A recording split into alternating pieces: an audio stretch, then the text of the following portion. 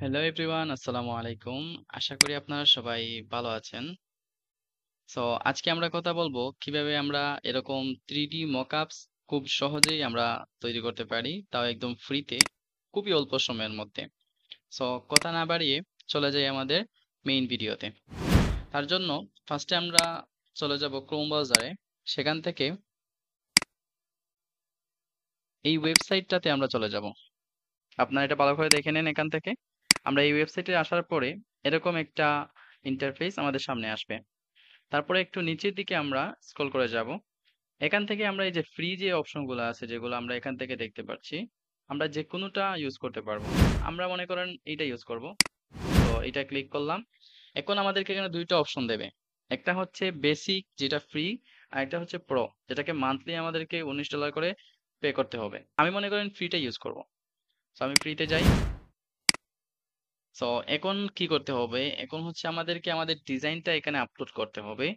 তার জন্য আমরা চলে যাব আপলোড ইওর ডিজাইন, এটায় ক্লিক করব। এখন এখানে দেখাচ্ছে আমাদেরকে ফন্ট এবং ব্যাক। সো আমরা আগে আপলোড ডিজাইনে যাই। গিয়ে এখান থেকে আমাদের যে ফাইলটা আমরা আমাদের ফন্টে দেবো সেটা আমরা সিলেক্ট করলাম। করে এই যে চলে আসছে। এখন এখান থেকে আমাদেরকে ডিজাইনটা একটু ছোট বড় করে ইউজ করতে হবে, মানে আমাদের সাইজ অনুযায়ী আমাদের সেটা বসিয়ে দিতে হবে। তার জন্য আমরা এটাকে একটু সাইজ করে নেই।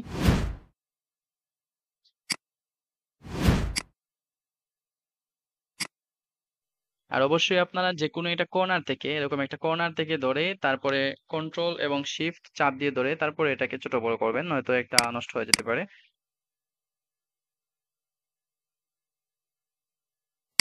ওকে। এখন আমাদেরকে এটা ব্যাক সাইডে ইউজ করতে হবে। তার জন্য যেটা করতে হবে, আবার আমাদেরকে আপলোড ডিজাইনে যেতে হবে। দেন আবার আমাদেরকে ব্যাক সাইডে যে ডিজাইনটা দেবো আমরা সেটা এখানে আমরা সিলেক্ট করে নিয়ে আসলাম। আবার এটাকে সাইজ করে দেই।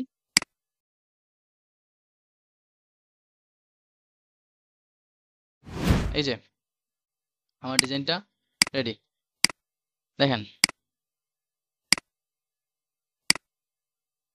কত সময় লাগলো আমার এই ডিজাইনটা করতে। খুবই অল্প সময়, না কিন্তু দেখতে খুবই জোস লাগতেছে। তো আমরা চাইলে এটা কি করতে পারি, এটাকে আমরা আহ, তার যে কালারটা আছে, শার্টের কালারটা, সেটা চেঞ্জ করতে পারি। এখান থেকে আমরা কালারে চলে যাব।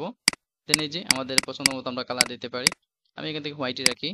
তারপরে চাইলে আমরা এখানে ব্যাক যে আছে, ব্যাক সাইডটা আছে, সেটা আমরা ব্যাকগ্রাউন্ডের কালারও চেঞ্জ করতে পারি। এটা ক্লিক করে আমরা এখান থেকে ব্যাকগ্রাউন্ড কালারটাও আমাদের মন মতো দিয়ে দেব। আমি এটা রাখলাম।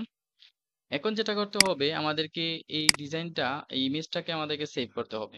ফ্রি ভার্সনে কিছু লিমিটেড থাকে তাদের।